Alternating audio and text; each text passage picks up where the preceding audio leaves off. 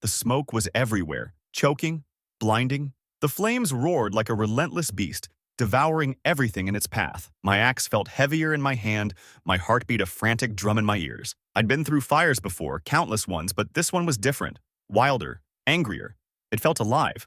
Luke, we've got a family trapped in the north cabin. Danny's voice cracked through the radio, panic edging the calm we always tried to maintain. Without hesitation, I bolted toward the coordinates, ignoring the creeping voice in my head whispering that today might be the day I didn't make it out. Days like this, the fire always felt closer, more personal. Days like this, I wondered if it had finally become stronger than us. The family, 2 parents and a boy, no older than 6, was huddled in a corner when I burst through the door. Fear etched deep into their faces transformed into desperate gratitude. "We're getting out," I assured them. They followed close, their eyes wide as we pushed through the suffocating heat, my firefighter instincts taking over every step of the way. But fire doesn't negotiate. It cornered us just as we reached the clearing. A wall of flames surged skyward, sparks raining down like the wrath of something ancient. I shoved the family toward the narrow space between collapsing trees, yelling over the roar, "Run! Don't stop!" Danny's voice in my ear screamed for me to retreat. But there wasn't time. The fire lunged with a final desperate breath, and the next thing I knew, heat and darkness consumed me. That was the moment I let go. Or maybe the moment something greater took over. My body hit the ground like dead weight, but my mind didn't pass with it. I remember an eerie stillness like the world itself held its breath. The pain faded, replaced by a strange, weightless peace. I opened my eyes, or what I assumed were my eyes, and I wasn't in the inferno anymore. Above me, the sky burned gold, radiant and otherworldly. Below, firefighters swarmed my lifeless body, trying to revive me. I wanted to shout, "I'm here!" Was I? Then it happened. A light, brilliant and blinding, cut through the smoke. It wasn't the sun. It was something else, and it was calling me. The world below was a blur of chaos. Flames licking the trees, shouts of my comrades, the family I had just pushed to safety clinging to each other. I saw it all, yet I couldn't feel it. Suspended above the scene, weightless and detached, I was no longer part of that reality. My body, scorched and motionless, lay on the smoldering earth as Danny and the others worked frantically to pull me back. "Luke, breathe. Stay with me." Danny's voice cracked through raspy breaths, his hands moving with desperation. I wanted to respond, but something greater had seized me. I wasn't there anymore. Not in the way they needed me to be. The light had taken me. It wasn't like the fire's light, angry and all-consuming. This radiance was calm yet impossibly powerful, cutting through the smoke like dawn breaking through endless night. It pulsed with an energy that didn't burn but warmed, a sudden oasis of peace in the chaos. Still, I was skeptical. This had to be some dying hallucination, the last flicker of a fatigued brain starving for oxygen. I told myself this wasn't real. It couldn't be. But the pull was undeniable. Closer now, the light seemed alive, and the peace it emitted wasn't empty.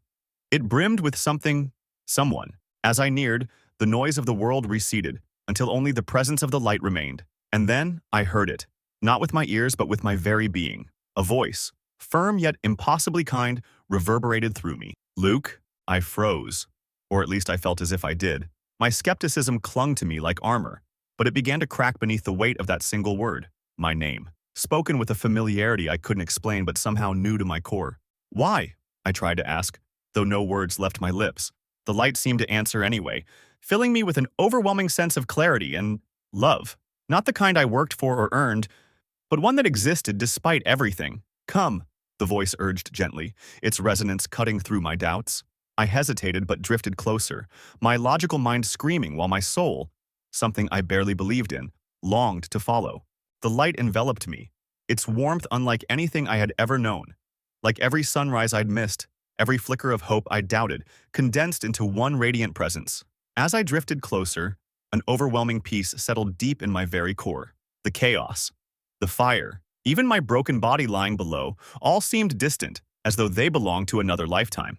Then, I saw him. Not as I imagined growing up in Sunday school, no flowing robes or gilded halos, but as a presence so undeniable it demanded no description. The figure before me radiated power wrapped in gentleness, his eyes piercing and yet unbelievably kind. There was a gravity to him, but also an unmatched patience, as though eternity itself waited on my next breath. "Luke," he said again, and this time I didn't question how he knew me. Hearing my name spoken this way was like being seen for the first time, stripped of everything I'd built to protect myself. My doubts, my anger, my exhaustion, they all rose to the surface at once. "Why am I here?" I blurted, though my voice seemed swallowed by the void. He understood. That piercing gaze softened, a blend of sorrow and love. "You've seen destruction," he began, his voice carrying through me in waves. "You fought to save, never understanding the weight of what you carry. But this is not the end for you." I wanted to argue, how could this not be the end? I felt burned to ash, body and soul. But his next words stopped me cold. "California burns not only from the fires you fight, but from a deeper flame, one stoked by choices, by greed, by indifference to what was created with love. Yet hope isn't lost, Luke. Not if you return and tell them." "Tell them what?" My voice cracked alongside my fear. "That I saw you? That love persists. That redemption awaits. That the fire does not claim the final word." A lump formed in my throat. "But I'm no one. Just a firefighter." His expression didn't waver. "You are more than enough, for I am with you. Go back, speak." The light flared, and everything vanished into white. The light surged, encompassing everything, and suddenly I wasn't just standing. I was there, somewhere indescribable. Before me, the visions began. At first, I didn't understand what I was seeing. Blurs of heat, smoke, and embers. But they quickly took shape, too vivid to deny. I saw California from above, a patchwork of beauty and destruction. Flames consumed forests, homes, lives. The fires didn't feel random. They were deliberate, fed by unseen forces, greed, neglect, apathy. "This is what unbridled choices bring," Jesus said, his voice steady but mournful. "Creation was knit with care, bound in harmony. Humanity tears at the threads." I wanted to argue, to explain that not all of us ignored the earth's cries. But then the scene shifted, and my words died in my throat. I saw a neighborhood swallowed by fire. Among the chaos was a mother clutching her baby, her face etched with despair. Firefighters rushed to save them but were forced back by the inferno. The flames roared higher as if alive, a beast that fed on suffering. Beyond the carnage, I saw faceless crowds, people disconnected from the devastation, sitting in comfort as though the fires were someone else's problem. I flinched, overwhelmed by the weight of it all. "How do we stop this?" I asked, my voice cracking with desperation. "Not through fear or force," Jesus replied. With a wave of his hand, the vision shifted again. This time I saw renewal. A charred forest gave way to young trees. Blackened earth sprouted green shoots. Buried beneath ashes, life began anew. In the distance, people worked together, rebuilding not just homes but unity. Their faces reflected hope. "This," he said, his tone expectant, "is what love brings. Care, sacrifice, redemption." I swallowed hard. The images struck deep, their meaning clear. The fires we battle aren't only the kind put out with hoses. They're fueled by selfishness, by a disregard for creation's sacredness. The scars I'd witnessed weren't just physical, they were spiritual. "Take this back with you," Jesus said, as his gaze met mine. "Speak, not for judgment, but for change." I nodded, emotions swirling within me. Even as the visions faded, I knew their message would burn within me forever. The world dissolved into darkness. It wasn't the soft veil of sleep or the peace of the light I had just drifted from. It was crushing, cold, and void of warmth. Before me stretched a barren land, lifeless and gray, its air thick with a suffocating silence that felt heavier than fire's roar. I tried to speak, but my words vanished into nothingness, consumed by an abyss that seemed infinite. Jesus' presence remained beside me, steady like an anchor. His gaze, still kind but now solemn, pierced through the desolation. "This is what separation looks like, Luke. Not flames, not torture, but absence. The absence of my light." Shapes began to materialize out of the shadows, figures stumbling aimlessly, their faces twisted in agony that could not be screamed. They clawed at the air, at each other, at the emptiness around them. Their eyes spoke of endless yearning, locked forever in regret. I took a step, my chest tightening at the sight. One of them raised a hand toward me, its voice cracking. I didn't know. The ghost of their plea shattered something within me. I turned to Jesus, anger boiling. "Why? Why let this happen? Why leave them here?" He didn't flinch, his voice firm yet weighted with sorrow. "Free will, Luke. The power to choose, to love, to destroy, to accept grace or reject it. I never left them. But love must be freely chosen, not forced." The weight of his words clawed at my chest.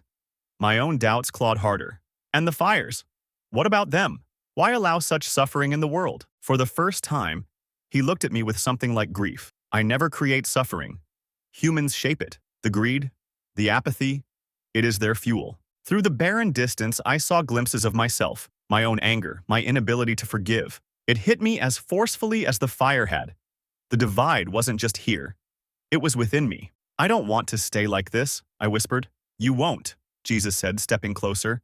But the world needs you to see this truth. Darkness can only thrive where my light is absent. Will you help carry it back? In this hollow place, I nodded. Yes. The radiant void faded, replaced by vibrant hues so vivid they seemed alive. I wasn't walking but gliding, pulled forward by an unseen force. The air shimmered with something I couldn't name. Peace, perhaps. Or love, rendered tangible. Ahead, the landscape shifted, cascading from endless fields of golden grasses to crystalline rivers winding through valleys. Jesus was there, walking beside me in silence, his presence a steadying calm. My doubts, my guilt, everything I carried seemed insignificant here, like shadows cast at noon. I wanted to bury myself in the beauty I saw and forget the weight of everything he'd shown me. But he stopped, turning to look at me with those piercing eyes that saw everything. This is not escape, he said gently, as if reading my thoughts. This is grace. Understand what it offers.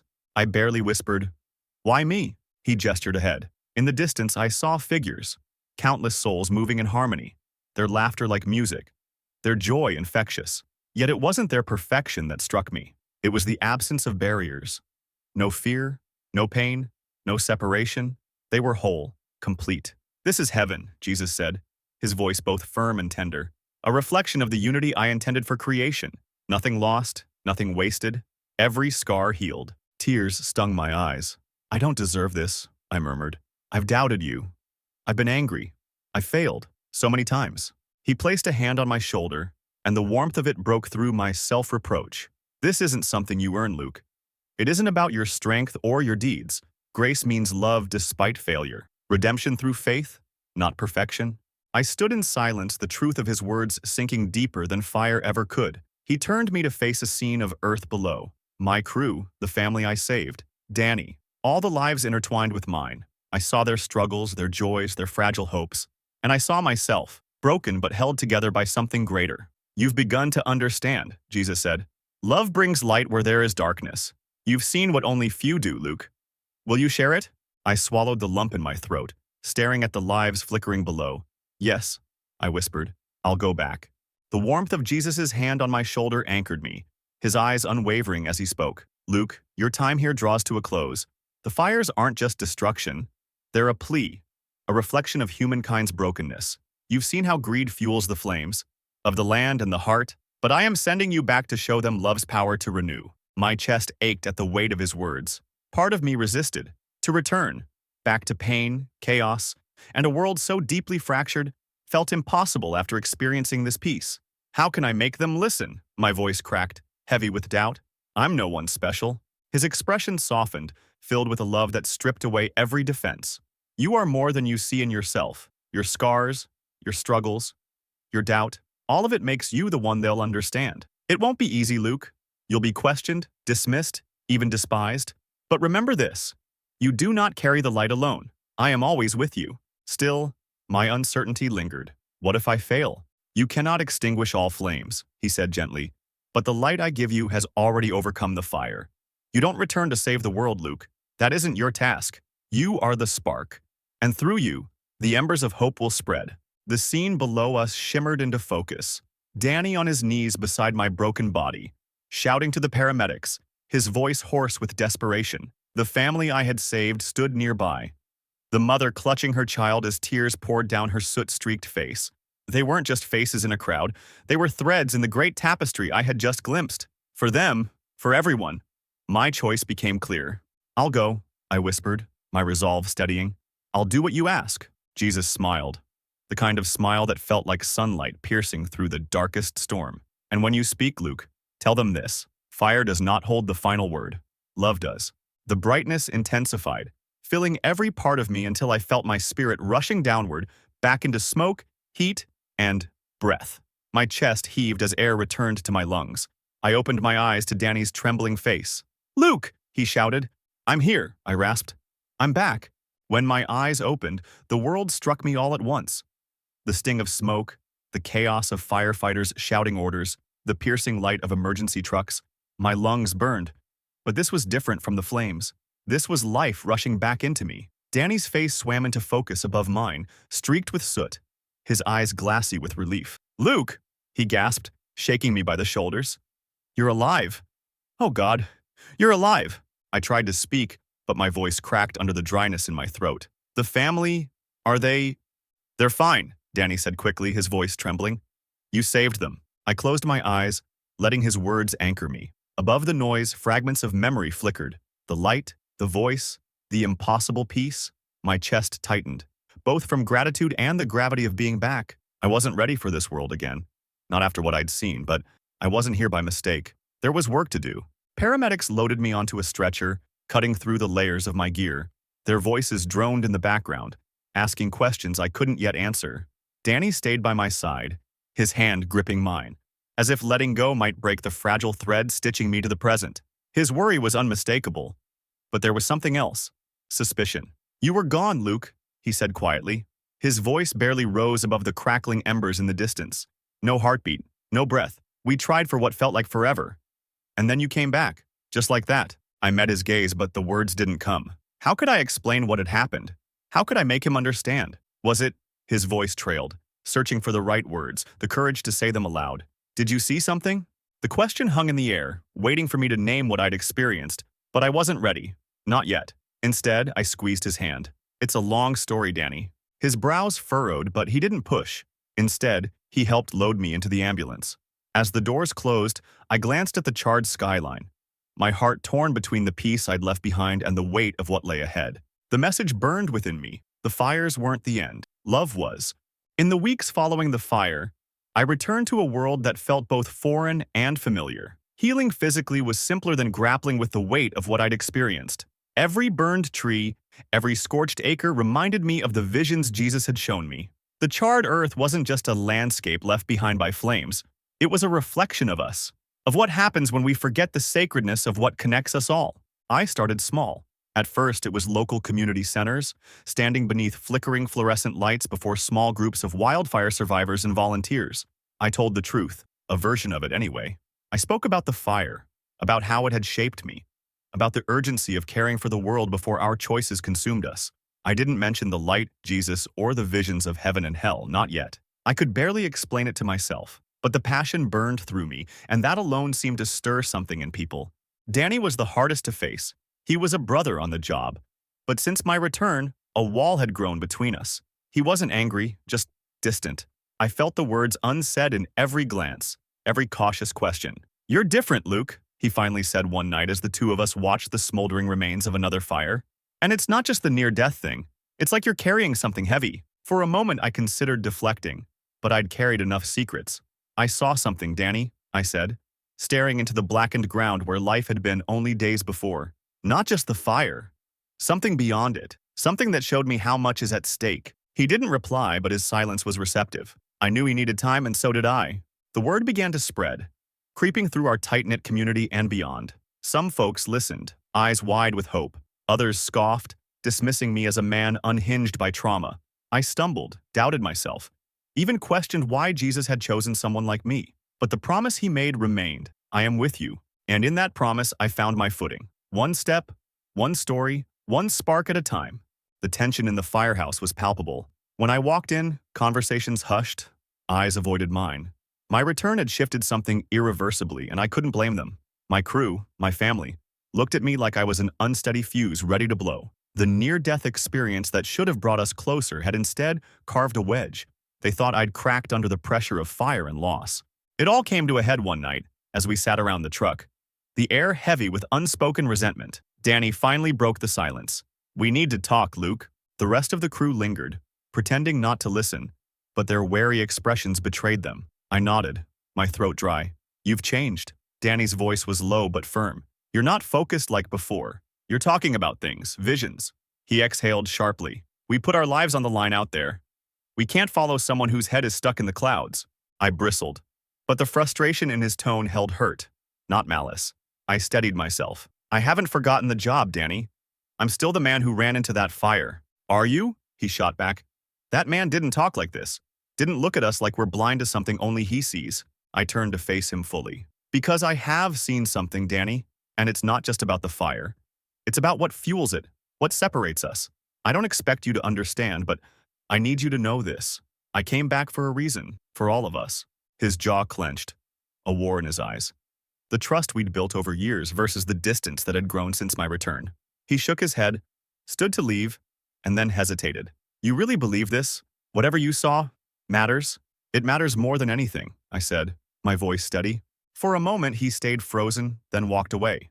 My shoulders sagged. Had I pushed him too far? But as the others dispersed, he paused at the door. We'll see, he muttered, almost too quietly to hear.